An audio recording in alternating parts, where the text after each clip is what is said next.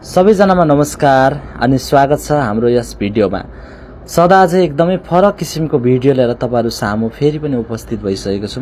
विशेष गरी यहाँहरुको लागि यस भिडियो जसले चाहिँ सर्प चिन्नुहुन्न हैन, सर्पको बारेमा धेरै जान्न खोज्नुहुन्छ उहाँहरुको लागि यस भिडियो है।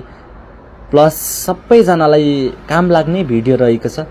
राम्रोसँग हेरेर तपाईहरुले हेरिसके पछाडी भिडियोलाई शेयर गरिदिनु होला, लाइक गरिदिनु होला, कमेन्ट गरिदिनु होला।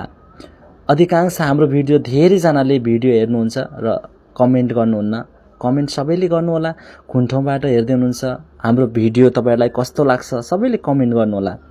र यो सर्प रातको समयमा बढी निस्किने गर्छ आफ्नो आहाराको लागि र प्राय जस्तो किचन, बाथरुम, टोयलेटतिर यो सर्प बढी देखिने गरिन्छ। यसले किरा फटेङ्ग्रा, भित्तीहरु बढी खाने गर्छ, रुचाउने गर्छ।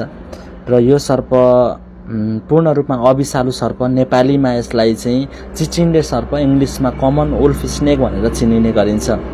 यो सर्प टोक्नुमा एकदम माहिर हुन्छ। छिनछिनमा यसले अट्याक गर्छ, एकदमै रिसा स्वभावको हुन्छ। र यो सर्प र करेट सर्पमा मान्छे धेरै झुकिनुहुन्छ। हामीले यो सर्प लाउँदा पनि करेट सर्प हो भनेर धेरैले भन्नुहुन्छ।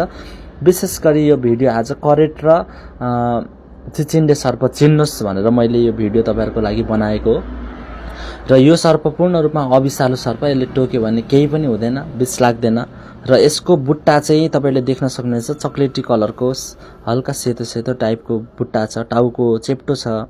र यो बुढी औँला भन्दा ठूलो हुन्न र 1.5 फिट भन्दा लामो हुँदैन। एकदमै अविषालु सर्प। र करेट सर्प चाहिँ पुरै कालो हुन्छ, कालोमा सेतो चुरा हुन्छ वरिपरि।